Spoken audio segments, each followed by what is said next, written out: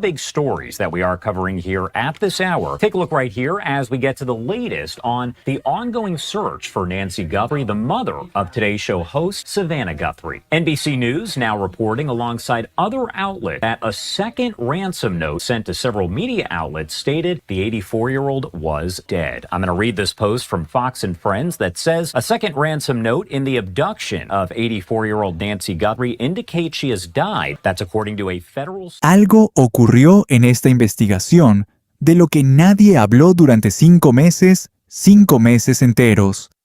Mientras las cámaras grababan mientras se sucedían las ruedas de prensa y llegaban decenas de miles de pistas, los investigadores ocultaban un secreto. Un secreto tan oscuro, tan específico, tan celosamente guardado, que revelarlo al público habría arruinado todo su trabajo. Ese secreto llegó en forma de una carta enviada a varios medios a la vez. Y lo que decía aquella carta, lo que revelaba sobre lo que le ocurrió a Nancy Guthrie en las horas y días posteriores a su secuestro, es el centro de este relato. Porque quien envió esa carta ya no solo exigía cosas, estaba confesando contando al mundo con sus propias palabras lo que había hecho. Y luego, en lo que podría ser el momento más perturbador de toda esta investigación, pidió disculpas. Pero ocurre algo con las disculpas de los asesinos, nunca son del todo sinceras. No son puras. Vienen envueltas en contradicciones, en medias verdades, en palabras medidas al milímetro, para contar lo justo y revelar lo necesario protegiendo a la única persona que de verdad les importa, ellos mismos.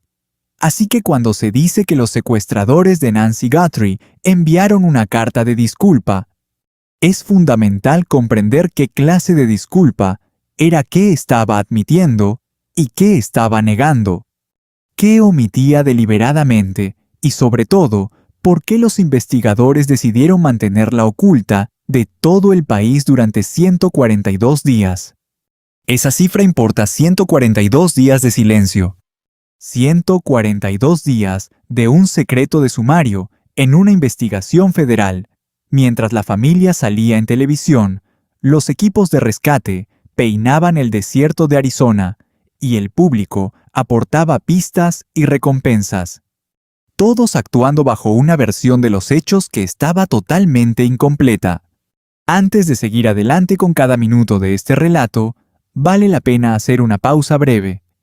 La historia de esa nota de disculpa, quién la escribió, qué decía, por qué la ocultaron, quién la cuestiona y qué significa hoy para el destino de Nancy Guthrie, es más larga, oscura y compleja de lo que ningún titular ha logrado captar. Si este tipo de investigaciones te interesa, te invitamos a suscribirte para seguir cada actualización de este caso. Y si te resulta útil, dale like y comparte este video con quienes también sigan de cerca este tipo de historias. Déjanos tu opinión en los comentarios. Muchas personas con mirada analítica siguen este caso y cada perspectiva suma. Ahora sí analicemos minuciosamente cada detalle de lo que se sabe. Empecemos por la cronología de las notas, ya que la mayoría de los medios las han agrupado en una sola narrativa, mezclando las notas de rescate sin separarlas ni analizarlas individualmente, y sin plantearse la pregunta más importante sobre cada una: cuál era el verdadero propósito de esa comunicación. La primera nota llegó el 2 de febrero, un día después de que Nancy desapareciera. Iba dirigida a un medio de espectáculos e incluía demandas millonarias en Bitcoin. Fijaba 2 plazos el jueves por la tarde y el lunes siguiente si fallaba el primero, y daba detalles de la casa de Nancy que alertaron a los investigadores. Un foco, un reloj inteligente. Detalles que sugerían que el autor había estado dentro de la vivienda antes del secuestro, o que la había vigilado tanto como para conocer su distribución y los objetos de Nancy. Ese nivel de detalle resulta muy significativo. No es propio de alguien que elige una casa al azar. Viene de alguien que estudió a su objetivo, de alguien que sabía exactamente dónde se estaba metiendo antes de dar el paso. Si esa información procedía de un acceso previo a la casa de un confidente con datos íntimos de Nancy o de una intensa vigilancia exterior, es algo que sigue sin respuesta oficial. Pero la presencia de esos detalles específicos en la primera nota demostró a los investigadores desde el primer día que aquello no fue al azar. Quien escribió esta nota conocía el mundo de Nancy Guthrie. El agente especial del FBI que supervisaba el caso confirmó públicamente que la primera nota contenía detalles que le daban credibilidad, una elección de palabras sumamente precisa para un agente de la ley federal. No dijo que la estuvieran analizando ni que no pudieran confirmar su autenticidad. Credibilidad significaba que algún dato de la nota coincidía con pruebas reales de la escena del crimen que no se habían hecho públicas. Llegó el plazo del jueves por la tarde, la fecha límite venció, y el FBI confirmó lo que sucedió después. Tras expirar ese plazo, los presuntos secuestradores cortaron todo contacto con la familia Guthrie. Sin llamadas de teléfono, sin cartas directas, sin pruebas de vida. Sin nuevas exigencias, silencio total para la familia. Pero no habían terminado de comunicarse. Simplemente habían cambiado de destinatario. El 6 de febrero, a los 5 días, varias redacciones reciben otra carta. Varios medios de comunicación reciben simultáneamente lo que parece ser el mismo mensaje o variantes de este. Y esta nota tiene un tono completamente diferente al de la primera. La primera nota seguía la lógica de un rescate. Tenía estructura, plazos y cantidades de dinero fijadas. Había un carácter transaccional, a cambio de esto se ofrecía aquello. Una nota que pese a la crueldad del crimen sigue un patrón muy conocido por los investigadores. La segunda nota no tenía nada de esa lógica. No había nuevos plazos. Tampoco se exigía un nuevo pago en Bitcoin por la liberación de una persona viva. No existía ninguna amenaza sobre lo que pasaría si no se realizaba el pago. En su lugar, según fuentes policiales cercanas al caso, consultadas por medios nacionales a finales de junio de 2026, el segundo manuscrito afirmaba que Nancy Guthrie estaba muerta, no desaparecida, ni retenida en un lugar secreto, ni entregada a otros captores, sino muerta. Y la nota, según un medio especializado en periodismo de investigación, que ha ido siempre un paso por delante de los demás, en este caso, fue mucho más allá de admitir el fallecimiento. Ofrecía devolver sus restos a cambio de $4 millones e incluía palabras que pretendían explicar las causas de su muerte, alegando que fue un accidente, que las cosas no salieron como pretendían quienes se la llevaron. Conviene detenerse a analizar la psicología detrás de esto, porque es uno de los aspectos más perturbadores de todo el caso.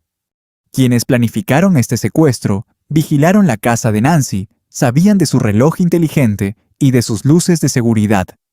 Y llegaron a la 1:47 de la madrugada, con máscara mochila y un arma desactivando la cámara. Esas mismas personas escriben ahora a los medios diciendo que no era su intención que las cosas terminaran así. Planearon cada detalle del secuestro y ahora pretenden hacer creer que la muerte fue un simple accidente. Esa contradicción entre la meticulosa preparación del rapto y la supuesta muerte accidental es lo que analistas de conducta del FBI estudian con detenimiento porque importa. Importa muchísimo para elaborar el perfil del sospechoso, entender el verdadero móvil y evaluar si esa carta dice realmente la verdad. Los investigadores manejan principalmente dos hipótesis para interpretar un mensaje como el de esa segunda nota. El primer enfoque sugiere aceptar la disculpa sin rodeos.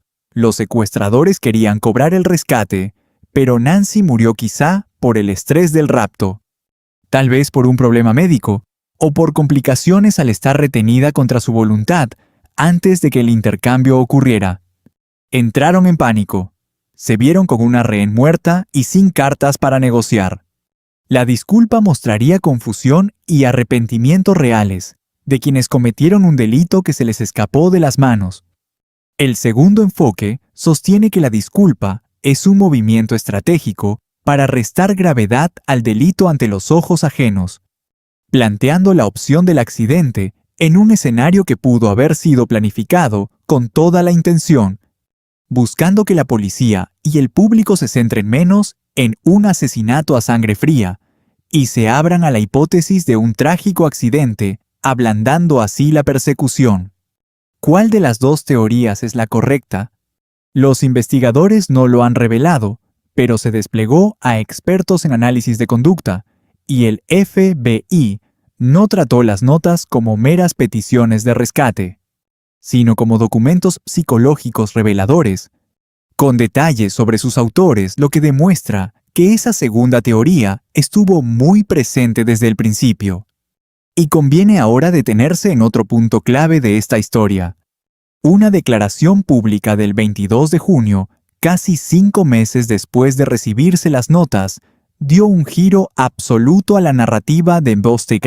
Este caso contradiciendo directamente la versión publicada por aquel medio de investigación de una manera que aún no se ha esclarecido del todo. Al hablar en público, por primera vez sobre el contenido específico de las notas recibidas, se afirmó tajantemente que la nota recibida no contenía ninguna disculpa. Según esa versión, el texto decía que Nancy estaba asustada, pero bien viva angustiada, pero con vida. No es una discrepancia menor, es una contradicción absoluta. Una versión sostiene que la segunda carta reconocía su fallecimiento y ofrecía devolver los restos. El otro testimonio de quien la recibió y leyó en persona asegura que en su versión ella seguía viva. Existen distintas explicaciones posibles para semejante vacío de información.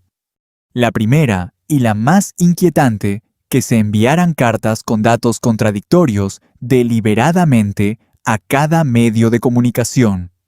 Es decir, quien redactó las cartas manipulaba a varios públicos a la vez, asegurando a unos que ella había muerto, mientras decía a otros que estaba viva, tal vez para confundir y enturbiar la investigación, haciendo imposible que los investigadores construyeran un relato coherente a partir de los mensajes.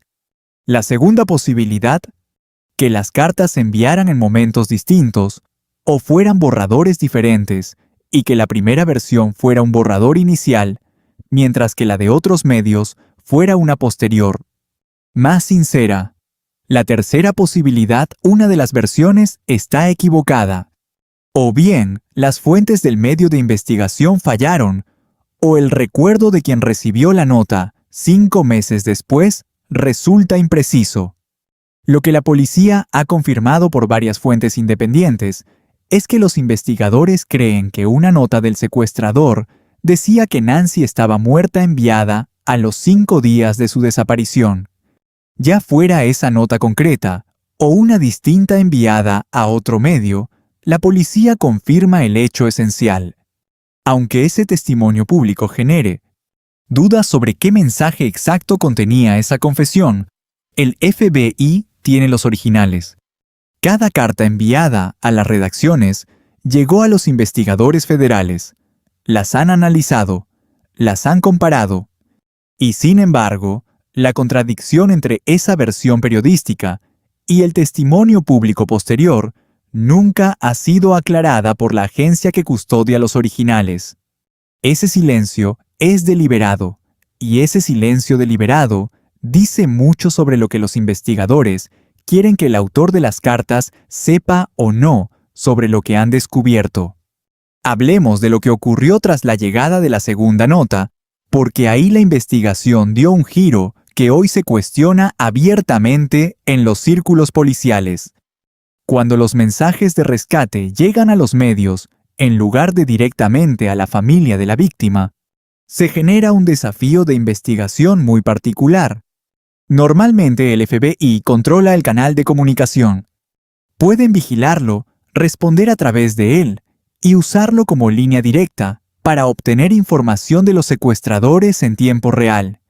Al enviarse a las redacciones, ese control se vuelve de repente parcial compartido, complicado por los derechos de los medios y la compleja relación entre los investigadores federales y la prensa.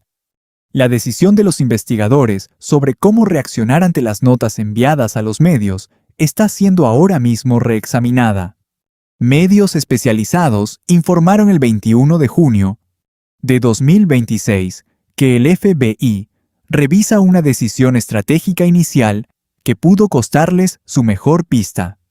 Los detalles siguen bajo secreto, pero el lenguaje de las fuentes al describir esta revisión es llamativo. No hablan de un simple ajuste menor o de un trámite rutinario. Dicen que pudo costarles su mejor pista. Ese no es el lenguaje que se usa para decisiones sin importancia. El escenario más probable al leer entre líneas lo publicado es este. En algún momento, al inicio de la investigación, hubo una oportunidad. Un momento en que el canal de comunicación entre los emisores y los medios estaba activo vivo y era potencialmente rastreable. Un momento en que una respuesta específica o un movimiento policial usando ese canal habría permitido a los investigadores acercarse a identificar a quien estaba al otro lado de las cartas. Y esa ventana se cerró ya fuera por decidir no actuar, por actuar de forma errónea o por un obstáculo legal que retrasó la respuesta lo suficiente como para que la ventana se cerrara antes de poder actuar. Si esa ventana de oportunidad representaba la mejor pista y las fuentes la describen así, perderla no fue solo una oportunidad desaprovechada. Podría ser la razón por la que este caso sigue sin resolverse 4 meses y medio después. Analicemos ahora al remitente anónimo, porque esta figura, sea quien sea, es el personaje más misterioso de toda la investigación. Y cuanto más de cerca se observa lo que dijo y cómo lo dijo, más preguntas se acumulan. A principios de febrero, un solo individuo empezó a enviar correos a un medio de espectáculos. No a la policía ni a la familia Guthrie, a ese medio. Varios mensajes de lo que parecía ser el mismo remitente durante un periodo prolongado de tiempo, y el contenido de esos correos era asombroso. Esta persona afirmaba saber quiénes eran los secuestradores, aseguraba haber visto a Nancy Guthrie al sur de la frontera en México en los días posteriores a su desaparición. Aseguraba tener información muy específica sobre el lugar donde la tenían retenida o donde se encontraban sus restos. Y quería cobrar en bitcoins por cada dato la mitad por adelantado y el resto tras confirmarse un arresto público. También alegaba que temía dar la cara debido a una condena previa por robo, ya que exponerse a la luz pública atraería un escrutinio no deseado. A primera vista, una explicación lógica para un informante anónimo. Pero también es exactamente la clase de explicación que añadiría alguien que intenta inventarse una credibilidad. Un testigo real con un miedo real siente un tipo de temor muy concreto. Un miedo racional y rastreable ante consecuencias muy específicas. Un testigo falso se inventa una excusa genérica y conmovedora para el anonimato, diseñada para ser creída sin verificación alguna. Se confirmó públicamente el 22 de junio que se consideraba a este remitente totalmente ajeno a los de las notas. No era el secuestrador, tampoco el captor, sino alguien en la periferia del caso, alguien que decía tener información como observador y no como partícipe, un testigo antes que un autor. Pero hay algo que impide descartar del todo a este remitente. Señaló hacia México y el país se convirtió en una vía de investigación real. Los agentes llegaron a viajar a Sonora impulsados en parte por estas afirmaciones. Realizaron una búsqueda física. No hallaron nada, pero fueron. Esto plantea solo 2 posibilidades. O bien esta persona manejaba información verídica, o de verdad vio o supo algo que justificaba desplazar agentes a una zona concreta de México. O bien, la conexión mexicana ya era una hipótesis muy sólida, por la detención en Río Rico y la geografía fronteriza, sumado a la familiaridad del sospechoso con la zona por lo que los investigadores habrían ido de todos modos, y lo que decía el remitente no era más que el sesgo de confirmación de alguien muy documentado que supo especular con la geografía. La valoración que el FBI hizo sobre este remitente jamás se ha hecho pública. Si consideran que es alguien real un bromista o un término medio, es algo bajo llave dentro de la investigación. Lo que sí se sabe públicamente es que este sujeto exigió bitcoins en varias ocasiones durante un largo periodo, que el medio receptor trasladó esas exigencias a los investigadores y que ningún arresto se ha vinculado formalmente a este correo anónimo. Pasemos al arresto de una prófuga ocurrido el 16 de junio de 2026, 8 días antes de revelarse la nota de rescate. Con el aluvión de noticias que provocó aquella filtración, esta detención apenas recibió la atención que merecía. La mujer de 40 años se encontraba prófuga. La buscaban por cargos de secuestro y agresión, un rapto violento ocurrido muy cerca de la vivienda de Nancy Guthrie. El departamento del sheriff del condado de Pima confirmó su captura. Y lo fundamental, confirmaron que los agentes analizan de forma activa posibles vínculos entre ese caso y el de Nancy Guthrie. La investigación sigue abierta. Ningún vínculo oficial se ha confirmado de manera pública hasta la fecha. Pero conviene entender qué significa analizar posibles vínculos de forma activa en el lenguaje policial. No implica echar un vistazo rápido y olvidarse.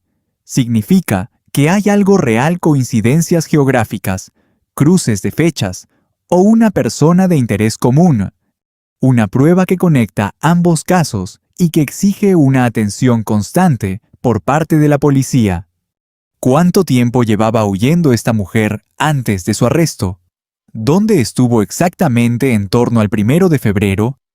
¿En qué lugar se escondía semanas después de que Nancy desapareciera? Desentrañar esas preguntas y verificar o desmentir las explicaciones que ella dé es en lo que trabajan ahora los agentes. Que una prófuga violenta, buscada por secuestro, se escondiera en el mismo vecindario de uno de los raptos más mediáticos del país, no se puede despachar como una simple coincidencia. Es algo que conviene desmenuzar, analizar bajo lupa y archivar únicamente tras haber descartado cualquier conexión de forma categórica. Los investigadores no han llegado ahí. Hablemos del laboratorio forense privado, una línea de investigación crucial para resolver el caso, y sobre la cual apenas existe información detallada en los medios. La capacidad forense interna del FBI es sobresaliente bajo cualquier estándar. Su laboratorio criminalístico en cuántico destaca entre las instalaciones más punteras del planeta. Por eso, cuando una investigación recurre a un laboratorio privado externo, no se trata de un paso habitual de rutina. Es admitir abiertamente que las pruebas disponibles exigen algo que supera la capacidad del sistema ordinario. A finales de abril de 2026, tras casi 3 meses de pesquisas, se informó que el FBI contrató a un laboratorio privado especializado en resolver casos fríos. Se lo describió como un posible punto de inflexión. No se reveló el nombre del laboratorio. Tampoco se precisaron las evidencias enviadas, y sus conclusiones, sean cuales sean, siguen en el anonimato. Pero si se analizan a la inversa los indicios conocidos, resulta fácil deducir en qué trabaja este equipo privado. El ADN del guante hallado a 2 millas del hogar de Nancy Guthrie no dio coincidencias mediante el análisis habitual. Sin resultados tras agotarse la vía, la sangre de la escena es de Nancy. Los primeros informes mencionaban el análisis de restos de ADN desconocidos recuperados en el lugar del crimen. Un perfil genético ajeno a Nancy, ausente de los registros y que no se puede identificar por las vías habituales. Ese es exactamente el tipo de pruebas que se envían a un laboratorio privado con capacidades especializadas. laboratorios capaces de realizar análisis de genealogía genética, la misma técnica que resolvió el caso del asesino del Golden State, tras décadas de fracasos por vías forenses convencionales. Una técnica que no requiere coincidencia previa en bases de datos. En su lugar, diseña un árbol genealógico con ADN parcial e identifica a familiares del sospechoso mediante bases de datos comerciales. Y luego, reconstruye el camino inverso para hallar el origen. Si esto es lo que hace el laboratorio privado con las pruebas de Nancy Guthrie, aunque nada oficial lo confirme o desmienta, entonces el resultado no solo señalaría a un sospechoso, sino también a su familia, su linaje y a toda su red biológica. Sería una de las identificaciones forenses más categóricas que existen, y resultaría prácticamente imposible de impugnar ante un tribunal. La investigación todavía sigue esperando la llegada de esos resultados. O tal vez, según lo que ocurra a puerta cerrada, ya los hayan recibido y estén actuando en consecuencia, basándose en sus hallazgos, manteniendo todo en secreto. La policía nunca anuncia un logro forense antes de asegurar el arresto.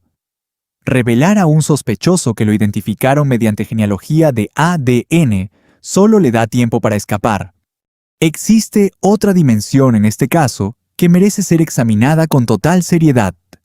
El interrogante de si la muerte de Nancy Guthrie de confirmarse podría acabar en un juicio por asesinato sin haber hallado su cuerpo. Esto ya dejó de ser una pregunta teórica.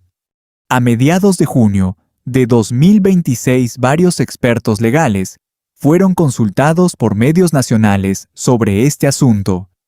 Y todos ellos respondieron que sí. Un juicio por homicidio es legalmente viable sin restos físicos, y los indicios aquí recopilados podrían bastar para sostenerlo. La estructura de dicha acusación se apoyaría en varios pilares fundamentales. El rastro de sangre en la escena, confirmado como de Nancy, demuestra que sufrió graves daños en esa casa el 1 de febrero, y los vídeos de vigilancia revelan a un intruso armado antes de que desapareciera. Las notas de rescate enviadas por individuos que la policía considera responsables del secuestro contienen confesiones de que murió mientras estaba bajo la custodia de sus captores. El ADN hallado en la escena del crimen, si coincide con alguien, situaría a esa persona en el lugar de la agresión. Es un conjunto de pruebas formidable y no requiere un cadáver. Exige un sospechoso. Y esa es justo la pieza que falta. Aunque los expertos también advierten sobre las dificultades de un juicio así. Las versiones contradictorias sobre lo que decían realmente esas notas de rescate, las discrepancias entre las distintas fuentes periodísticas generan el tipo de confusión probatoria que todo abogado defensor desea. Si la fiscalía se apoya en que la nota la daba por muerta y la defensa presenta otra versión donde ella seguía asustada, pero viva, eso es el origen de una duda razonable. Habría que armar el caso con un cuidado extremo, anticipándose a cualquier imprevisto, reforzando cada eslabón de la cadena de pruebas para evitar que un solo cabo suelto desmorone toda la estructura. Esa es la clase de proceso judicial que requiere mucho tiempo de preparación. Esto explica por qué un equipo de 300 a 400 agentes que sigue activo tras 4 meses y medio no se apresura a realizar detenciones. Están construyendo un caso sólido, y aquí conviene hacer una pausa para pensarlo con calma. Con tantas versiones contradictorias sobre una misma nota, ¿qué crees que pesaría más ante un jurado, la confesión escrita o la palabra de quien dice haberla leído de otra forma? Sigamos con la investigación. Hablemos ahora del papel de la familia de Nancy Guthrie, porque ese papel, tanto en el plano público como en el privado, apenas se ha analizado en la prensa y resulta mucho más crucial de lo que parece. En junio de 2026, la familia destinó más de $500,000 de su propio patrimonio para financiar la búsqueda privada de Nancy, sumándose al despliegue policial. $500,000 en investigadores privados y equipos de rescate, unos recursos que la investigación federal no podía costear o no lograba desplegar con rapidez. Semejante inversión personal no solo refleja el amor de una familia, aunque sin duda sea así. También demuestra lo que ocurre cuando una familia influyente dispone de recursos para complementar un caso federal, algo imposible para la mayoría de familias. Esto plantea dudas sobre si esas labores privadas, ajenas a la cadena de custodia oficial, ayudaron o entorpecieron las pesquisas policiales, sobre si sus detectives hallaron pistas útiles para el FBI, o si sus movimientos sobre el terreno generaron un ruido innecesario que la policía debió analizar después. La relación entre búsquedas privadas e investigaciones federales resulta siempre muy compleja. Los investigadores federales protegen con celo su cadena de pruebas. Cada prueba de la acusación debe manejarse con precisión legal, documentada, preservada y obtenida siempre por los canales oficiales correspondientes. Si un detective privado halla una prueba pero no la gestiona bien, puede estropear sin querer su validez ante un tribunal. Si las búsquedas privadas financiadas por la familia ayudaron o complicaron las cosas, o si avanzaron en paralelo sin llegar a cruzarse con la oficial, sigue sin detallarse públicamente. Lo que sabemos es que la recompensa empezó en $36,000, subió a $100,000 y sumó al final más de $1,100,000 para motivar la colaboración. También sabemos que unir fondos federales y dinero privado familiar dio pie a una de las búsquedas de desaparecidos más costosas de la historia estadounidense reciente. Y tras 4 meses y medio, sigue sin haber una resolución confirmada. Esto es lo que revela el conjunto de estos nuevos detalles si los analizamos como una imagen completa. Alguien planeó este secuestro al detalle. Conocían la casa, sabían de la cámara, vinieron preparados. En 24 horas enviaron una demanda de rescate con datos creíbles para los investigadores federales. Fijaron plazos de entrega. Esos plazos pasaron y dejaron de comunicarse con la familia. Luego, a los 5 días, enviaron una segunda nota a varios medios de comunicación. Según los agentes que creen que venía de los secuestradores, esa nota decía que Nancy estaba muerta. Quizás pidieron disculpas, o quizás no según la versión del texto que recibió cada medio de comunicación. Esa contradicción existe de verdad. Sigue sin resolverse y es importante. El FBI tomó al principio una decisión estratégica sobre cómo gestionar las notas de rescate difundidas por la prensa. Una decisión que los propios investigadores analizan hoy, temiendo que les costara su mejor pista. Un correo anónimo apuntaba hacia México. Los agentes buscaron en México y nada. El remitente sigue sin identificar. En junio, arrestaron a una peligrosa prófuga buscada por otro secuestro cerca de la casa de Nancy. Los investigadores analizan posibles conexiones. Un laboratorio forense privado analiza pruebas que la forense convencional no logró descifrar. Expertos legales afirman que un juicio por asesinato sin cuerpo es posible si hay sospechosos. La investigación cuenta aún con entre 300 y 400 efectivos. 142 días después de ser sacada de su casa, sigue desaparecida. La segunda nota afirmaba que había fallecido en un plazo de 5 días. Si eso fuera cierto, el lugar donde la dejaron sus captores aún no ha sido descubierto. Es la interpretación más oscura de los hechos conocidos y bien podría ser la correcta. Pero hay un detalle que conviene recordar. Hay casos que se han resuelto con muchas menos pruebas que las que existen aquí. La genealogía genética ha identificado a asesinos que actuaron durante décadas sin dejar rastro para los métodos tradicionales. Los análisis especializados de pruebas biológicas en laboratorios privados han resuelto crímenes que llevaban estancados más de 20 años.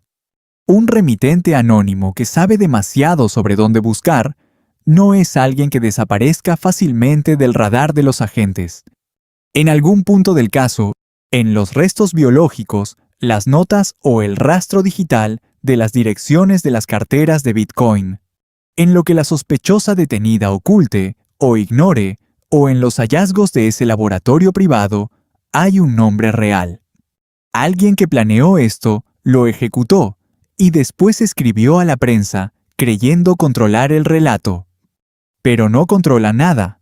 El FBI tiene su ADN en sus escritos y el rastro de sus transferencias en Bitcoin. Y sus mensajes están siendo analizados por expertos en conducta. Además, un laboratorio privado analiza las pruebas que la policía científica no logró descifrar.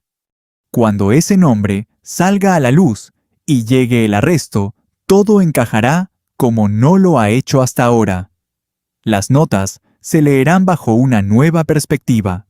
La cronología de los hechos cobrará sentido. Las contradicciones se aclararán. Hasta entonces, la investigación sigue plenamente activa. Este caso no ha terminado y se seguirá informando de cada novedad. Si tienes alguna información sobre la desaparición de Nancy Guthrie, contacta de inmediato con el departamento del sheriff del condado de Pima. Tu llamada puede cambiarlo todo. Y si quieres conocer cada actualización de este caso, en el instante en que ocurra, no olvides suscribirte ahora mismo. Apoya esta investigación con un like y comparte este video en cada espacio donde se siga de cerca este tipo de casos. Y cuéntanos en los comentarios, ¿crees de verdad que esa segunda nota era auténtica? ¿Crees que la disculpa fue sincera? ¿Piensas que Nancy sigue ahí fuera esperando ser encontrada? Esta comunidad nunca aparta la mirada de este caso. No olvides suscribirte, darle like, activar la campana de notificaciones y dejar tu comentario. Nos vemos en el próximo caso, no pararemos hasta dar con las respuestas.